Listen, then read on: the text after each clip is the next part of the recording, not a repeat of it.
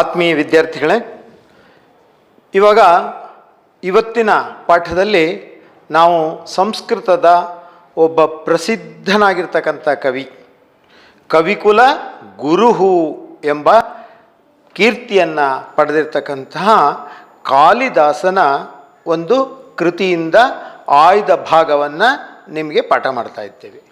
ಇಲ್ಲಿ ನೋಡಿ, ಕನ್ಯೇಯಂ ಕುಲಜೀವಿತಂ ಅನ್ನೋದು ಈ ಪಾಠಕ್ಕೆ ನಾವು ಕೊಟ್ಟಿರ್ತಕ್ಕಂತಹ ಹೆಡ್ಡಿಂಗ್.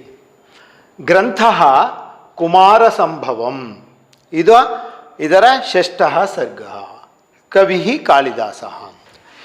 ಇವಾಗ ನಾವು ಪಾಠ ಪ್ರಾರಂಭ ಮಾಡೋದಕ್ಕಿಂತ ಮೊದಲು ಕವಿ ಕಾವ್ಯ ವಿಚಾರವನ್ನು ಒಂದಷ್ಟು ನಾವು ಪರಿಚಯ ಮಾಡಿಕೊಳ್ಳಂತೆ. ಸಂಸ್ಕೃತ ವಾङ्ಮಯದಲ್ಲಿ ಕಾವ್ಯ ಅಂತ ಹೇಳಿದರೆ ಅದು ಕವಿ ಏನೇನು ರಚನೆ ಮಾಡಿರ್ತಾನೋ ಅವೆಲ್ಲವೂ ಕೂಡ ಕಾವ್ಯಂ ಅನ್ನೋ ಹೆಸರಿನಿಂದ ಕರೆಯಲ್ಪಡುತ್ತೆ. ಅಂದರೆ ಕವೇಹೇ ಕರ್ಮ ಕಾವ್ಯಂ. ಕವಿ ಎಂಬತಕ್ಕಂಥವನು ಯಾವ್ಯಾವ ರೀತಿಯಾಗಿರ್ತಕ್ಕಂತಹ ಸಾಹಿತ್ಯವನ್ನು ರಚಿಸಿದ್ದಾನೋ ಅವೆಲ್ಲವೂ ಕೂಡ ಕಾವ್ಯಂ ಇತಿ ನಾಮ್ನ ಪ್ರಸಿದ್ಧಂ ಭವತಿ. ಕಾವ್ಯಂ ಅನ್ನೋದನ್ನು ನಾವು ವಿಭಾಗ ಮಾಡಿಕೊಂಡ್ರೆ ಕಾವ್ಯಂ ದ್ವಿವಿಧಂ ಅಂತ. ಅದರಲ್ಲಿ ಶ್ರವ್ಯ ಕಾವ್ಯಂ ದೃಶ್ಯ ಕಾವ್ಯಂ ಇತಿ ಪ್ರಥಮತಃ ವಿಭಾಗದ್ವಯಂ ವರ್ತತೆ.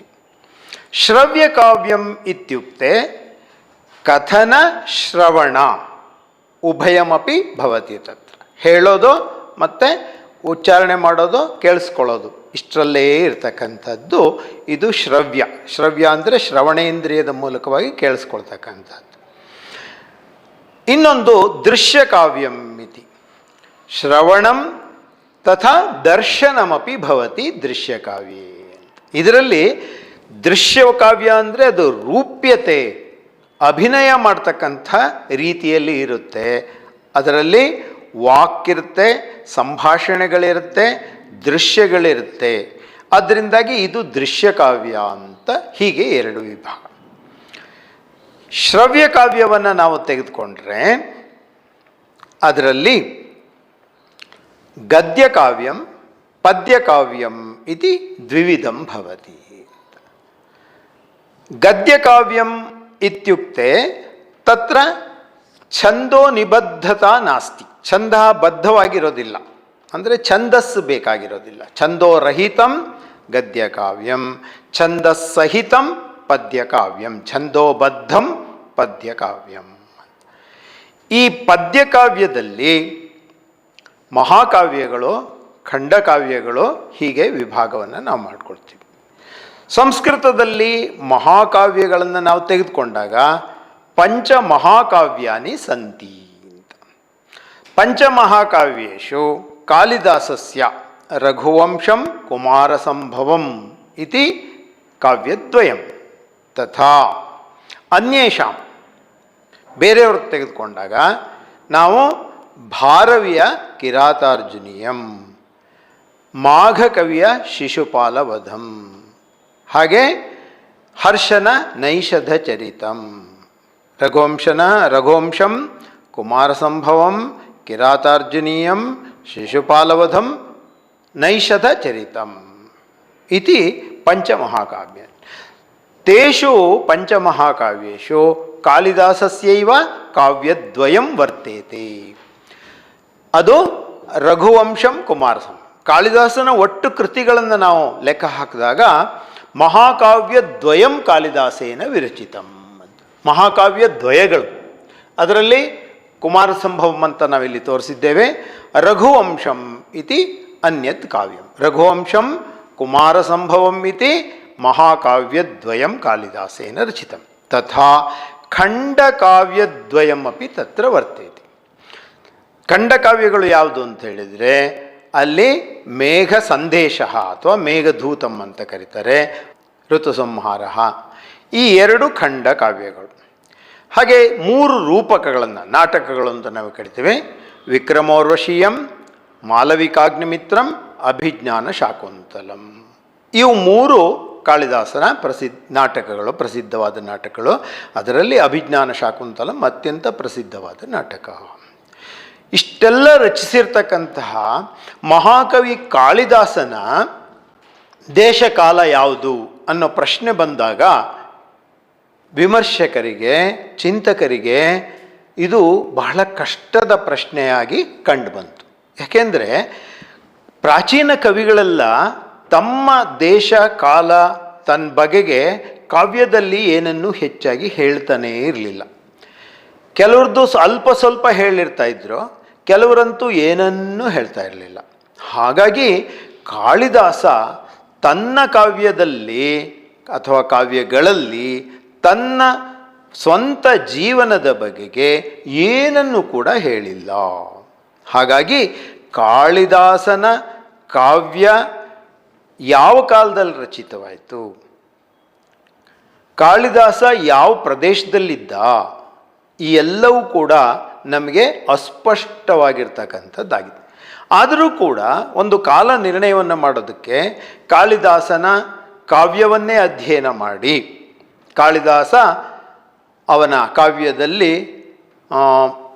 ಮಾಲವಿಕ, ಅಗ್ನಿಮಿತ್ರ ಅನ್ನೋ ಕಾವ್ಯದಲ್ಲಿ ಅಗ್ನಿಮಿತ್ರ, ಈ ಮಿತ್ರ, ಅಗ್ನಿಮಿತ್ರ, ಶುಂಗಮಿತ್ರ, ಪುಷ್ಯಮಿತ್ರ ಇವರೆಲ್ಲ ಕ್ರಿಸ್ತ ಪೂರ್ವದವರು ಅಂತ ಇಟ್ಕೊಂಡು, ಆದ್ದರಿಂದ ಕ್ರಿಸ್ತ ಪೂರ್ವದವನು ಇರಬಹುದು, ಕ್ರಿಸ್ತಪೂರ್ವ 1 ಅಥವಾ 2ನೇ ಶತಮಾನದಲ್ಲಿ ಇದ್ದಿರಬಹುದು. ಹಾಗೆ ಅದು ನಿರ್ಧಾರವಾಗಲ್ಲ. ಮತ್ತು ಐಹೊಳೆ ಶಾಸನದಲ್ಲಿ ಕಾಳಿದಾಸನ ಹೆಸರು ಬರುತ್ತೆ ಅಂದರೆ 7ನೇ ಶತಮಾನಕ್ಕಿಂತ ಅವನು ಮೊದಲಿದ್ದ ಅಂತ ಅರ್ಬೋದು. ಮತ್ತು ಕಾಳಿದಾಸನ ವರ್ಣನೆಗಳನ್ನು ಗಮನಿಸಿ ನೋಡಿದಾಗ ಅದು ಸಮೃದ್ಧವಾದ ಕಾಲ ಇತ್ತು ಅಂಥೇಳಿ, ಅದು ವಿಕ್ರಮಾದಿತ್ಯನ ಕಾಲ ಇರಬಹುದು, ಅಂದರೆ 5ನೇ ಶತಮಾನದಲ್ಲಿ ಇದ್ದಿರ್ಬೋದು ಕಾಳಿದಾಸ ಅಂತ. ಹೀಗೆ ಕಾಳಿದಾಸನ ಕಾಲದ ಬಗೆಗೆ ಪಂಡಿತರಲ್ಲಿ, ವಿಮರ್ಶಕರಲ್ಲಿ ಇವತ್ತಿಗೂ ಕೂಡ ಭಿನ್ನಾಭಿಪ್ರಾಯಗಳಿದೆ. ಹಾಗೆ ದೇಶದ ಬಗೆಗೂ ಕೂಡ ಅಷ್ಟೆ. ಕಾಳಿದಾಸ ವರ್ಣನೆ ಮಾಡಿರ್ತಕ್ಕಂತಹ ವಿಚಾರಗಳನ್ನು, ಪ್ರದೇಶಗಳನ್ನು ನೋಡಿದಾಗ ಆತ ಉತ್ತರ ಭಾರತದವನು ಅನ್ನೋದು ನಮಗೆ ಗೊತ್ತಾಗುತ್ತೆ. ಅದರಲ್ಲೂ ವಿಶೇಷವಾಗಿ ಉಜ್ಜಯಿನಿಯ ವರ್ಣನೆ ಮೇಘ ಸಂದೇಶದಲ್ಲಿ ಅತ್ಯದ್ಭುತವಾಗಿ ಮೂಡಿಬಂದಿದೆ. ಅಂದರೆ ಅದು ಹೇಗಿದೆಯೋ ಹಾಗೇ ಕಾಣುತ್ತೆ.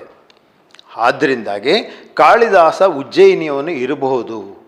ಹೀಗೆ ಅವನ ದೇಶ ಕಾಲದ ಬಗೆಗೆ ನಿರ್ದಿಷ್ಟವಾಗಿರ್ತಕ್ಕಂಥದ್ದು ನಮಗೆ ಬೇರೆ ಬೇರೆ ಗ್ರಂಥಗಳ ಆಧಾರದ ಮೇಲಷ್ಟೇ ನಾವು ತಿಳ್ಕೊಳ್ಬೇಕೇ ಹೊರತು ಕಾಳಿದಾಸ ಎಲ್ಲೂ ಕೂಡ ತಾನಿಂಥವನು, ತನ್ನ ತಂದೆ ತಾಯಿ ಯಾರು, ತನ್ನ ವಂಶ ಯಾವುದು, ತಾನು ಯಾವ ರಾಜನ ಆಸ್ಥಾನದಲ್ಲಿದ್ದೆ ಅಂತಲಾಗಲಿ ಎಲ್ಲ ಇದೆ. ಕೆಲವು ಕಥೆಗಳಿದೆ. ಈಗ ಭೋಜನ ಆಸ್ಥಾನದಲ್ಲಿ ಕಾಳಿದಾಸ ಇದ್ದ ಅಂತ. ಆದರೆ ವಿಮರ್ಶಕರು ಹೇಳ್ತಕ್ಕಂಥದ್ದು ಭೋಜನ ಕಾಲಕ್ಕೂ ಕಾಳಿದಾಸನ ಕಾಲಕ್ಕೂ ಅನೇಕ ಶತಮಾನಗಳ ಅಂತರವಿರೋದ್ರಿಂದಾಗಿ ಭೋಜನನ್ನ ಹೊಗಳೋದಕ್ಕಾಗಿ ಬಲ್ಲಾಳ ಸೇನ ಎಂಬತಕ್ಕಂಥವನು ಇವರನ್ನೆಲ್ಲ ಸೇರಿಸ್ಕೊಂಡಿದ್ದ ನವರತ್ನಗಳನ್ನು ಅಂತ ಹೇಳ್ತಾರೆ ಹೊರತು ನಿಜವಾಗಿ ಕಾಳಿದಾಸನಿಗೂ ಭೋಜನಿಗೂ ಸಮಕಾಲೀನತೆಯನ್ನು ನಾವು ನೋಡೋದಕ್ಕಾಗಲ್ಲ. ಅವರು ಬೇರೆ ಬೇರೆ ಕಾಲದವರು ಆಗಿರ್ತಕ್ಕಂಥದ್ದು. ಈಗ ನಮಗೆ ಮುಖ್ಯವಾಗಿ ಸಂಸ್ಕೃತ ಅಧ್ಯಯನ ಮಾಡೋರಿಗೆ ಕಾಳಿದಾಸನ ಕಾಲ, ಕಾಳಿದಾಸನ ದೇಶ, ಕಾಳಿದಾಸನ ತಂದೆ ತಾಯಿ ಇದೆಲ್ಲ ಮುಖ್ಯ. ಕಾಳಿದಾಸನ ಕೃತಿಗಳಲ್ಲಿ ಎಂತಹ ಸ್ವಾರಸ್ಯ ಇದೆ, ಅದರಲ್ಲಿರ್ತಕ್ಕಂತಹ ಸೌಂದರ್ಯ ಏನು ಅನ್ನೋದನ್ನು ನಾವು ತಿಳ್ಕೊಳ್ಳೋದೇ ಮುಖ್ಯವಾಗಿರ್ತಕ್ಕಂಥದ್ದು. ಈಗ ನೋಡಿ, ಕಾಳಿದಾಸನ ಕೃತಿಯಾಗಿರ್ತಕ್ಕಂತಹ ಕುಮಾರ ಸಂಭವಂ ಎಂಬತಕ್ಕಂತಹ ಒಂದು ಮಹಾಕಾವ್ಯದಿಂದ ಪ್ರಸ್ತುತ ಪಾಠ್ಯಭಾಗವನ್ನು ಆಯ್ದುಕೊಳ್ಳಲಾಗಿದೆ. ಕುಮಾರ ಸಂಭವಂ ಅಂದರೆ, ಕುಮಾರ ಅಂತ ಹೇಳಿದರೆ ಶಿವಪಾರ್ವತಿಯರ ಪುತ್ರನಾಗಿರ್ತಕ್ಕಂತಹ ಷಣ್ಮುಖ ಕುಮಾರಸ್ವಾಮಿ ಅಂತ ನಾವು ಹೇಳ್ತೀವಲ್ಲ, ಅವನ ಜನನ ಇದರಲ್ಲಿ ಮುಖ್ಯವಾಗಿರ್ತಕ್ಕಂಥದ್ದು. ಅಂದರೆ ಇದು ತಾರಕಾಸುರನ ವಧೆ ಆಗಬೇಕು, ಅದಕ್ಕಾಗಿ ದೇವತೆಗಳಿಗೆ ಒಬ್ಬ ಸೇನಾಪತಿ ಬೇಕು. ಆ ಸೇನಾಪತಿ ಶಿವಪಾರ್ವತಿಯರ ಪುತ್ರನಾಗಿರಬೇಕು ಅನ್ನೋ ಕಾರಣದಿಂದಾಗಿ ಇವರಿಬ್ಬರ, ಪಾರ್ವತಿ ಮತ್ತು ಶಿವ ಇವರಿಬ್ಬರ ಸಮಾಗಮದಿಂದ ಈ ಪುತ್ರ ಜನನವಾಗಿ ಮುಂದೆ ಅವನು ದೇವಸೇನಾಪತಿಯಾಗಿ ತಾರಕಾಸುರನ ಕೊಲ್ತಾನೆ. ಇದು ಮುಖ್ಯವಾಗಿರ್ತಕ್ಕಂಥ ಪೌರಾಣಿಕ ಕಥೆ. ಆದರೆ ಪುರಾಣದಿಂದ ಆಯ್ದುಕೊಂಡಿರ್ತಕ್ಕಂಥ ಕಥೆ ಏನಿದೆ, ಆ ಪೌರಾಣಿಕ ಕಥೆಯನ್ನು ಇಟ್ಕೊಂಡು ಕಾಳಿದಾಸ ಮಹಾಕಾವ್ಯವನ್ನು ರಚಿಸಿದ್ದಾನೆ. ಈ ಕುಮಾರ ಸಂಭವಂ ಅನ್ನೋದು 17 ಸರ್ಗ, 17 ಸರ್ಗೈ ನಿಬದ್ಧಂ ಇದಂ ಮಹಾಕಾವ್ಯಂ. ನೋಡಿ, ಇಲ್ಲಿ ಪೀಠಿಕಾ ಭಾಗದಲ್ಲಿ ಸಂಸ್ಕೃತದಲ್ಲಿ ಕೊಟ್ಟಿರೋದನ್ನು ನಾನು ಓದ್ತೇನೆ, ಗಮನಿಸಿ. ಕನ್ಯೇಯಂ ಕುಲಜೀವಿತಂ ಇತಿ ಪದ್ಯಭಾಗೋ ಅಯಂ ಮಹಾಕವಿ ಕಾಳಿದಾಸ ವಿರಚಿತಾತ್ ಕುಮಾರ ಸಂಭವಂ ಇತಿ ಮಹಾಕಾವ್ಯಾತ್ ಸ್ವೀಕೃತೋ ಅಸ್ತಿ. ಶಿವಪುರಾಣೋಕ್ತಂ ಕಥಾವಸ್ತು ಅಧಿಕೃತ್ಯ 17 ಸರ್ಗೈ ನಿಬದ್ಧಂ ಇದಂ ಮಹಾಕಾವ್ಯಂ. ಅದರ ಒಂದೊಂದು ವಿಭಾಗವನ್ನು ಕಾವ್ಯದಲ್ಲಿ ಸರ್ಗ ಅಂತ ಕರೀತಾರೆ. ಆದ್ದರಿಂದ ಸರ್ಗಬಂಧೋ ಮಹಾಕಾವ್ಯಂ, ಮಹಾಕಾವ್ಯದಲ್ಲಿ ಈ ತರಹ ಒಂದೊಂದು ಭಾಗವನ್ನು ಸರ್ಗ ಅನ್ನೋ ರೀತಿಯಿಂದಾಗಿ ಹೆಸರಿಸ್ತಕ್ಕಂಥದ್ದು ಕಾವ್ಯದ ಒಂದು ವ್ಯವಸ್ಥೆ. ಹಾಗಾಗಿ ಇದು ಒಟ್ಟು ಇರ್ತಕ್ಕಂಥದ್ದು 17 ಸರ್ಗಾ. ಆ 17 ಸರ್ಗೈ ನಿಬದ್ಧಂ ಇದಂ ಮಹಾಕಾವ್ಯಂ. ಅಸ್ಮಿನ್ ಕಾವ್ಯೆ 8ಮ ಸರ್ಗ ಪರ್ಯಂತಂ ಶಿವಪಾರ್ವತ್ಯೋ ವಿವಾಹ ವಿಷಯಕ ವಸ್ತು ಹೃದಯಂಗಮಯ ರೀತ್ಯ ವರ್ಣಿತಮಸ್ತಿ. ಇಲ್ಲಿ ಗಮನಿಸಬೇಕಾಗಿರ್ತಕ್ಕಂಥದ್ದೇನೆಂದರೆ, ಪ್ರಾರಂಭದಲ್ಲಿ ಹಿಮಾಲಯದ ವರ್ಣನೆ ಬರುತ್ತೆ. ಆ ವರ್ಣನೆಯ ಪ್ರಾರಂಭದ ಪದ್ಯವೇ ವರ್ಣನೆಯಿಂದ ಶುರುವಾಗುತ್ತೆ. ಅಸ್ತ್ಯುತ್ತರಸ್ಯಾನ್ ದಿಶಿ ದೇವತಾತ್ಮ ಹಿಮಾಲಯೋ ನಾಮ ನಗಾಧಿರಾಜ ಪೂರ್ವಾಪರೌ ತೋಯನಿಧಿ ವಿಗಾಹ್ಯ ಸ್ಥಿತಃ ಪೃಥಿವ್ಯಾ ಇವ ಮಾನದಂಡ ಅಂತ. ಉತ್ತರ ದಿಕ್ಕಿನಲ್ಲಿ ಹಿಮಾಲಯೋ ನಾಮ ನಗಾಧಿರಾಜ, ಹಿಮಾಲಯೋ ನಾಮ ಪರ್ವತರಾಜ ಅಸ್ತಿ. ಅದು ಹೇಗಿದೆ ಅಂದರೆ, ಪೂರ್ವ ಅಪರೌ ತೋಯನಿಧಿ ವಗಾಹ್ಯ, ಪೂರ್ವ ಮತ್ತು ಪಶ್ಚಿಮ ಸಮುದ್ರಗಳನ್ನು ಸೇರಿ, ಅಂದರೆ ಅದಕ್ಕೊಂದು ಭಾಗ ಇದಕ್ಕೊಂದು ಭಾಗ, ಎರಡು ಕಡೆ ಕೈಯನ್ನಿಟ್ಟ ಹಾಗೆ ಅದನ್ನು ನೋಡಿದರೆ ಪೃಥಿವ್ಯಾ ಮಾನದಂಡ ಇವ ಸ್ಥಿತ ಅಂತ. ಭೂಮಿಯನ್ನು ಅಳಿತಕ್ಕಂಥ ಅಳತೆಗೋಲೋ ಎಂಬಂತೆ. ಈಗ ಸಣ್ಣದೇನಾದರೂ ನಾವು ಅಳಿಬೇಕಾದ್ರೆ ಒಂದು ಸ್ಕೇಲ್ ಇಟ್ಕೊಂಡು 1 ಅಡಿ ಉದ್ದದ ಸ್ಕೇಲ್ನಿಂದ ಅಳತೆ ಮಾಡ್ತೀವಿ, ಚಿಕ್ಕದನ್ನು, ಅಥವಾ ಇನ್ನೊಂದು ಸ್ವಲ್ಪ ದೊಡ್ಡದಾರೆ ಮೀಟ್ರಲ್ಲಿ ಅಳತೆ ಮಾಡ್ತೀವಿ. ಆದರೆ ಭೂಮಿ ಅಷ್ಟು ವಿಶಾಲವಾದದ್ದನ್ನು ಹೇಗೆ ಅಳಿಬೇಕು ಅಂದರೆ ಅದಕ್ಕೆ ಒಂದು ಅಳತೆಗೋಲ್ ಬೇಕಲ್ಲ, ಅದು ಹಿಮಾಲಯವಾಗಿತ್ತು ಅಂತ ಕವಿಯ ಒಂದು ಕಲ್ಪನೆ. ಹೀಗೆ ಹಿಮಾಲಯದ ವರ್ಣನೆಗಳೆಲ್ಲ ಬರುತ್ತೆ ಮೊದಲನೆಯ ಸರ್ಗದಲ್ಲಿ. ಆನಂತರ ಈಶ್ವರ ಒಂದು ಕಡೆಗೆ ತಪಸ್ಸು ಮಾಡ್ತಾ ಇರ್ತಾನೆ. ಯಾಕೆ ಈಶ್ವರ ತಪಸ್ಸು ಮಾಡ್ತಾನಿದ್ದಂದರೆ, ಹಿಂದೆ ಪೂರ್ವಜನ್ಮದಲ್ಲಿ, ಪಾರ್ವತಿಯ ಪೂರ್ವಜನ್ಮದಲ್ಲಿ ಆಕೆ ದಕ್ಷ ಬ್ರಹ್ಮನ ಮಗಳಾಗಿ ಸತೀದೇವಿ ಅಂತ ಆಗಿದ್ಲು. ದಕ್ಷ ಬ್ರಹ್ಮ ಮಾಡ್ತಕ್ಕಂಥ ಒಂದು ಯಜ್ಞದಲ್ಲಿ ಎಲ್ಲರಿಗೂ ಆಹ್ವಾನ ಕೊಟ್ಟಿರ್ತಾನೆ, ಆದರೆ ಶಿವನಿಗೆ ಆಹ್ವಾನ ಕೊಟ್ಟಿರೋದಿಲ್ಲ. ಆದರೂ ಕೂಡ ತನ್ನ ತಾಯಿಯ ಮನೆ, ತಂದೆಯ ಮನೆ ಎಂಬತಕ್ಕಂಥ ಅಭಿಮಾನದಿಂದ ಈ ಸತೀದೇವಿ ಅಲ್ಲಿಗೆ ಹೋಗ್ತಾಳೆ. ಅಲ್ಲಿ ಶಿವನ ಬಗೆಗೆ ಅನೇಕ ರೀತಿಯಾದ ಅವಮಾನಕರವಾಗಿರ್ತಕ್ಕಂಥ ಮಾತುಗಳನ್ನು ಕೇಳಿಸ್ಕೋತಾಳೆ. ಅದರಿಂದ ಅವಳಿಗೆ ತುಂಬ ಬೇಸರವಾಗುತ್ತೆ. ತನಗೂ ತನ್ನ ಪತಿಗೂ ಇಬ್ಬರಿಗೂ ಅವಮಾನವಾಯಿತು ಅಂಥೇಳಿ ಯಜ್ಞಕುಂಡದಲ್ಲಿ ಬಿದ್ದು ಆತ್ಮಾಹುತಿ ಮಾಡ್ಕೊಳ್ತಾಳೆ. ಮತ್ತು ಆ ಯಜ್ಞವನ್ನು ನಾಶ ಮಾಡ್ತಾರೆ. ಈಶ್ವರನ ಪ್ರಮಥಗಣಗಳು ಇತ್ಯಾದಿ ಕಥೆಗಳು ಬರುತ್ತೆ. ಹಾಗೆ ಆ ದಕ್ಷನ ಮೇಲಿನ ಕೋಪದಿಂದ ಸಾದಕ್ಷರೋಷಾತ್ ಸುದತಿ ಸಸರ್ಜ, ಆ ದಕ್ಷನ ಮೇಲಿನ ಕೋಪದಿಂದಾಗಿ ಅವಳು ತನ್ನ ಪ್ರಾಣವನ್ನು ಬಿಟ್ಟಲ್ಲ. ಅಂದಿನಿಂದ ತದಾ ಪ್ರಭೃತ್ಯೇವ ವಿಮುಕ್ತ ಸಂಘ ಪತಿಃ ಪಶೂನಾಂ ಅಪರಿಗ್ರಹೋಭೂತ್. ಮತ್ತೆ ಯಾರನ್ನು ವಿವಾಹವಾಗದೆ ಅವನು ಅಪರಿಗ್ರಹ ಅಂದರೆ ಪತ್ನಿಯನ್ನು ಸ್ವೀಕರಿಸಿದೆ. ಹಾಗೆ ಒಬ್ಬನೇ ಹಿಮಾಲಯದಲ್ಲಿ ತಪಸ್ಸು ಮಾಡ್ತಾ ಇದ್ದಂತೆ, ದೂರದಲ್ಲಿ ಕೈಲಾಸದಲ್ಲಿ ತಪಸ್ಸು ಮಾಡ್ತಾ ಇದ್ದ ಅಂತೇಳಿ. ನಮ್ಮ ದೃಷ್ಟಿಯಲ್ಲಿ ಹಿಮಾಲಯ ಕೈಲಾಸ ಎಲ್ಲ ಒಂದೇ ಅಂತಾದರೂ ಕೂಡ ಅದು ಆ ಕಾಲದಲ್ಲಿ ಬೇರೆ ಬೇರೆಯಾಗಿ ಕಾಣುತ್ತೆ. ಆದ್ದರಿಂದ ಈತ ಒಂದು ಕಡೆಗೆ ತಪಸ್ಸು ಮಾಡ್ತಾ ಇದ್ದಾನೆ. ಯಾಕೆ ಮಾಡ್ತಾ ಇದ್ದಾನೆ ಅಂದರೆ ಕೇನಾಪಿ ಕಾಮೇನ ತಪಶ್ಚಚಾರ ಅಂತ, ಯಾವುದೋ ಒಂದು ಕಾಮನೆಯಿಂದ ಮಾಡ್ದ ಅಂತ.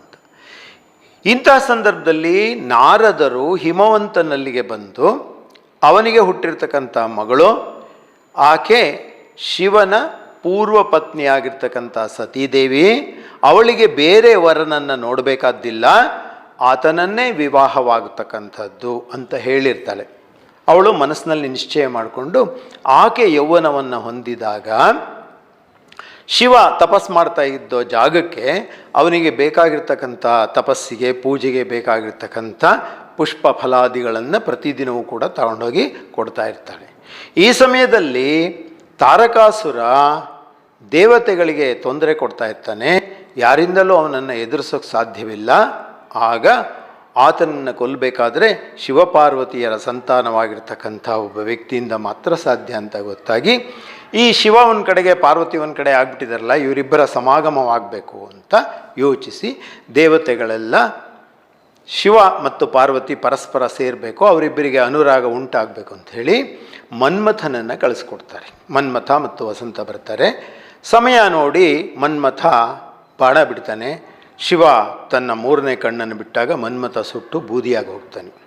ಪಾರ್ವತಿ ಶಿವನನ್ನು ಒಲಿಸ್ಕೊಳ್ಳೋಕ್ಕೆ ಏನೇನು ತನ್ನ ಹಾವಭಾವಗಳಿಂದ ಪ್ರಯತ್ನ ಪಟ್ಟರೂ ಆಗೋದಿಲ್ಲ. ಕೊನೆಗೆ ಯಾವಾಗ ತನ್ನ ಹಾವಭಾವಗಳಿಂದಲಾಗಲಿ ವೇಷಭೂಷಣದಿಂದಾಗಲಿ ಶಿವನನ್ನು ಒಲಿಸ್ಕೊಳ್ಳೋಕೆ ಆಗಲ್ಲ ಅಂತ ಗೊತ್ತಾಯ್ತೋ, ಆಗ ಅವಳು ಉಗ್ರವಾದ ತಪಸ್ಸನ್ನು ಮಾಡ್ತಾಳೆ. ಆ ಉಗ್ರವಾದ ತಪಸ್ಸು ಮಾಡ್ತಾ ಇರಬೇಕಾದ್ರೆ ಈಶ್ವರನು ಬ್ರಹ್ಮಚಾರಿಯ ಒಟುವಿನ ವೇಷದಲ್ಲಿ ಬಂದು ಪಾರ್ವತಿಯ ಭಾವವನ್ನು ಪರೀಕ್ಷೆ ಮಾಡ್ತಾನೆ. ಅದು ಕೂಡ 5ನೇ ಸರ್ಗದಲ್ಲಿ ತುಂಬ ಚೆನ್ನಾಗಿ ಬಂದಿದೆ.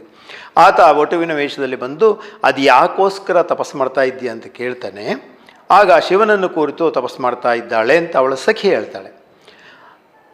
ಶಿವನು ನನಗೆ ಚೆನ್ನಾಗಿ ಗೊತ್ತು, ಅವನಿಗೆ ಏನಿದೆ ಅಂತ ಅವನನ್ನು ಕುರಿತು ನೀನು ತಪಸ್ಸು ಮಾಡ್ತಾ ಇದ್ದೀಯಾ, ಅವನಿಗೆ ತನಗೇ ಉಡೋದಕ್ಕೆ ಬಟ್ಟೆ ಇಲ್ಲ, ಒಪ್ಪರು ವಿರೂಪಾಕ್ಷಂ ಅಲಕ್ಷ್ಯ ಜನ್ಮತ ದಿಗಂಬರತ್ವೇನ ನಿವೇದಿತಂ ವಸು ವರೇಶು ಯದ್ ಬಾಲಮೃಗಾಕ್ಷಿ ಮೃಗ್ಯತೆ ತದಸ್ತಿ ಕಿಂ ವ್ಯಸ್ತಮಪಿ ತ್ರಿಲೋಚನೆ.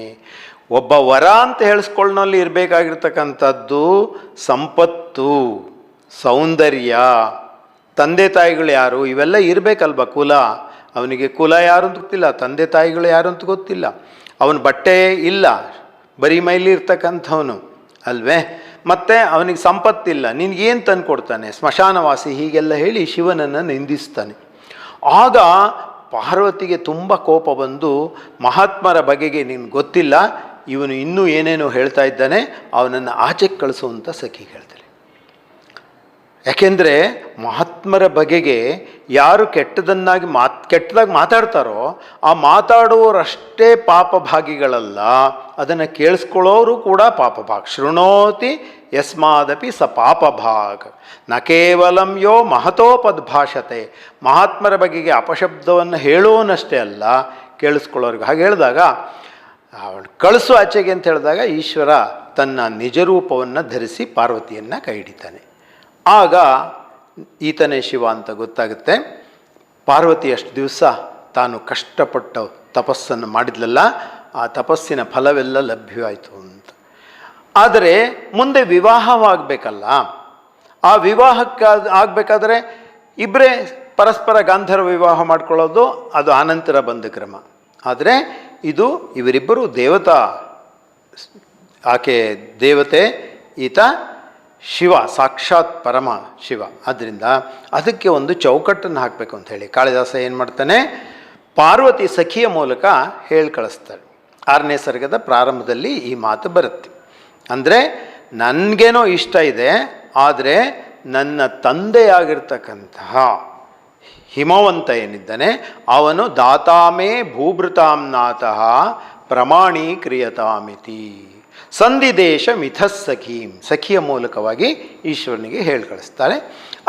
ಆವಾಗ ಈಶ್ವರ ಯೋಚನೆ ಮಾಡ್ತಾನೆ, ಈ ಹಿಮವಂತನನ್ನು ಕನ್ಯೆಯನ್ನು ಕೊಡು ಅಂತ ಕೇಳೋದಕ್ಕಾಗಿ ಯಾರನ್ನು ಕಳಿಸೋದು ಅಂತ. ಸಾಮಾನ್ಯ ಜನರನ್ನೆಲ್ಲ ಹಾಗೆ ಕಳಿಸೋಕ್ಕಾಗಲ್ಲ. ಆಗ ಆತ ಸ್ಮರಣೆ ಮಾಡಿಕೊಂಡಿದ್ದು ಸಪ್ತರ್ಷಿಗಳನ್ನು ಸ್ಮರಣೆ ಮಾಡ್ಕೊಳ್ತಾನೆ. ಅವನ ಸ್ಮರಣೆ ಮಾಡ್ಕೊಂಡು ಕೂಡಲೇ ಸಪ್ತರ್ಷಿಗಳು ಬೆಳಕಿನ ರೂಪದಲ್ಲಿ ಬಂದು ಶಿವನ ಮುಂದೆ ಅವರು ಕಾಣಿಸ್ಕೊಳ್ತಾರೆ. ಅವರ ಜೊತೆಗೆ ವಸಿಷ್ಠರ ಪತ್ನಿಯಾಗಿರ್ತಕ್ಕಂಥ ಅರುಂಧತಿಯೂ ಕೂಡ ಬರ್ತಾಳೆ. ಸಾರುಂಧತಿಕಾಹ ಅಂತ ಬರುತ್ತೆ. ಆಗ ಪ್ರಾದುರಾಸನ್ ಅವರೆಲ್ಲರೂ ಕೂಡ ಶಿವನ ಮುಂದೆ ಪ್ರತ್ಯಕ್ಷರಾದರು. ಆಗ ಈಶ್ವರ ಹೇಳ್ತಾನೆ, ಹೀಗಾಗಿದೆ ಸಮಸ್ಯೆ, ಆದ್ದರಿಂದಾಗಿ ನಾನು ವಿವಾಹವಾಗಬೇಕು ಅಂತ ನೀವು ಹಿಮವಂತನಲ್ಲಿ ಹೋಗಿ ಕೇಳ್ಕೋಬೇಕು ಅಂತ. ಅವ್ರಿಗೆ ಬಹಳ ಸಂತೋಷ ಆಗುತ್ತೆ. ಇಂತಹ ಉತ್ತಮವಾದ ಕೆಲಸ ನಾವು ಮಾಡುವಂತಹ ಜವಾಬ್ದಾರಿಯನ್ನು ನಮಗೆ ಕೊಟ್ಟಿದೆಯಲ್ಲ, ಅದಕ್ಕೆ ನಮಗೆ ಬಹಳ ಸಂತೋಷ ಆಯಿತು. ಮತ್ತೆ ನಾನು ಆ ಕೆಲಸ ಮುಗಿಸ್ಕೊಂಡು ಬರ್ತೀವಿ. ಅವಾಗ ಹೇಳ್ತಾನೆ, ಇಲ್ಲೇ ಮಹಾಕೋಶಿ ಪ್ರಪಾತೇಸ್ಮಿನ್ ಸಂಗಮಂನಃ ಅಂತ, ಇಲ್ಲಿ ಕೋಶಿ ನದಿಯ ಪ್ರಪಾತ ಇದೆ, ನೀವು ಅಲ್ಲಿಂದ ಬಂದು ಪುನಃ ನನ್ನ ಭೇಟಿಯಾಗಿ ಅಂತ. ಹಾಗೆ ಅಂದ್ಕೊಂಡು ಸಪ್ತರ್ಷಿಗಳು ಹಿಮವಂತನಲ್ಲಿಗೆ ಹೊರಟೋಗ್ತಾರೆ. ಹಿಮವಂತನಲ್ಲಿಗೆ ಹೋಗಿ ಆ ಹಿಮವಂತ ನೋಡ್ತಾನೆ, ಓಹ್ ಮಹಾತ್ಮರೆಲ್ಲ ಬಂದಿದ್ದಾರೆ, ಒಟ್ಟೊಟ್ಟಿಗೆ ಇಷ್ಟೊಂದು ಜನ ಸಪ್ತರ್ಷಿಗಳು ಬಂದಿದ್ದಾರೆ ಅಂಥೇಳಿ ಅವರನ್ನು ಸ್ವಾಗತಿಸ್ತಾನೆ. ಸ್ವಾಗತಿಸಿ ಅವರಿಗೆ ಆಸನ ಪಾದ್ಯ ಅರ್ಘ್ಯಾದಿಗಳನ್ನು ಕೊಟ್ಟು ಅವರನ್ನು, ತಾವು ಬಂದಿದ್ದು ಯಾಕೆ ಅಂತ ಗೊತ್ತಾಗಲಿಲ್ಲ, ಅವ್ರನ್ನ ಮತ್ತೆ ತನ್ನ ಅಂತಃಪುರಕ್ಕೆ ಕರೆದುಕೊಂಡು ಹೋಗ್ತಾನೆ ತಾನೇ. ಬೇರೆ ಏನೋ ವ್ಯವಹಾರ ಇದ್ದರೆ ಹೊರಗಡೆ ನಡೆಯುತ್ತೆ, ಆದರೆ ಇವರು ಯಾವುದೋ ಉತ್ತಮವಾಗಿರ್ತಕ್ಕಂಥ ಕೆಲಸಕ್ಕೆ ಬಂದಿದ್ದಾರೆ ಅಂಥೇಳಿ ಸಪ್ತರ್ಷಿಗಳನ್ನು, ಅರುಂಧತಿಯನ್ನು ತನ್ನ ಅಂತಃಪುರಕ್ಕೆ ಕರೆದುಕೊಂಡು ಹೋಗಿ ಅಲ್ಲಿ ತಾನು ತನ್ನ ಪತ್ನಿ ಇಬ್ಬರು ಪಕ್ಕದಲ್ಲಿ ನಿಂತ್ಕೊಂಡಿರ್ತಾರೆ. ಸಪ್ತರ್ಷಿಗಳಿಗೆಲ್ಲರಿಗೂ ಕೂಡ ಬೆತ್ತದ ಆಸನವನ್ನು ಹಾಕಿ ಅವರೊಂದಿಗೆ ಸಂಭಾಷಣೆಯನ್ನು ನಡೆಸ್ತಾರೆ. ಈ ಸಂಭಾಷಣಾ ವಿಭಾಗದ ಭಾಗ ಮಾತ್ರ ನಮಗೆ ಇಲ್ಲಿ ಇರ್ತಕ್ಕಂಥ ಪಠ್ಯಭಾಗ. ಆದ್ದರಿಂದ ಇದನ್ನು ಪೀಠಿಕೆಯನ್ನು ಇನ್ನೊಂದು ಸರಿ ಓದ್ತೀನಿ, ಗಮನಿಸಿ. ಅಯಂ ಪದ್ಯಭಾಗ ಕುಮಾರ ಸಂಭವ ಮಹಾಕಾವ್ಯಸ್ಯ ಷಷ್ಠ ಸರ್ಗಾತ್ ಸಂಗ್ರಹೀತಃ. ಸಪ್ತರ್ಷಯಃ ಹಿಮವತಃ ಸಮೀಪಂ ಆಗಚ್ಚಂತಿ. ಯಥೋಚಿತಂ ತಾನ್ ಸಮರ್ಚಯತಿ ಪರ್ವತರಾಜ, ಸಮ್ಯಕ್ ಅರ್ಚಯತಿ. ಮುನಯಃ ಶಿವಾಯ ವಧೂರ್ಭವಿತುಂ ಪಾರ್ವತೀಂ ಯಾಚಂತೆ. ಪಾರ್ವತಿ ಶಿವಸ್ಯ ವಧೂಃ ಭವತು ಇತಿ. ಅಸ್ಮಿನ್ ವಿಷಯೇ ಪರ್ವತರಾಜಃ ಸ್ವಪತ್ನ್ಯಾಃ ಮೇನಾಯಾಃ ಅಭಿಮತಂ ಪ್ರಾಪ್ಯ ಸಂತುಷ್ಟಃ ಭವತಿ. ಪತ್ನಿಯಾಗಿರ್ತಕ್ಕಂಥ ಮೇನಾ ಅಂತ ಅವಳ ಅಭಿಪ್ರಾಯವನ್ನು ಕೇಳ್ತಾನೆ.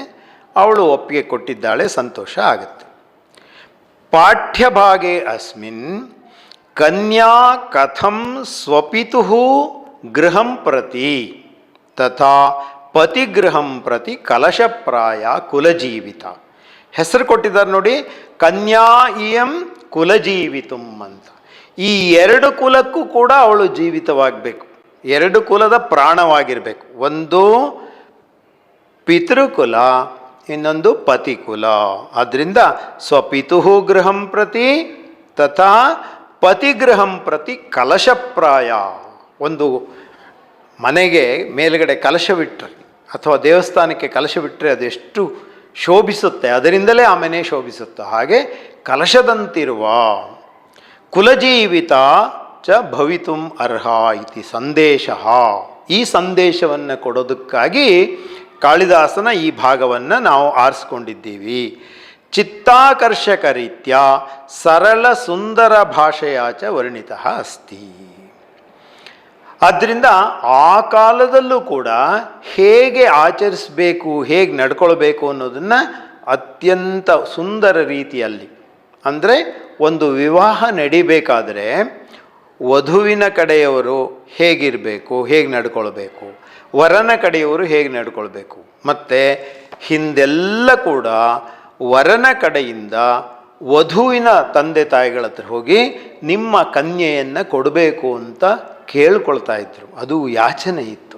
ಆದ್ದರಿಂದಾಗಿ ಆ ಪದ್ಧತಿ ಅತ್ಯಂತ ಶ್ರೇಷ್ಠವಾದದ್ದು ಅನ್ನೋದನ್ನು ತೋರಿಸ್ಕೊಡೋದಕ್ಕಾಗಿ ನಾವು ಕೂಡ ಅಸ್ಮಾಭಿ ಸರ್ವೈ ಸದಾಚಾರಾಣಾಂ ಜೀವನ ಮೌಲ್ಯಾನಾಂಚ ಪಾಲನಂ ಅನಿವಾರ್ಯಂ ಇತಿ ಗಂಭೀರತೆಯ ಅತ್ರ ನಿರೂಪಿತ ಅಸ್ತಿ. ಇದಿಷ್ಟು ಪೀಠಿಕಾ ಭಾಗ.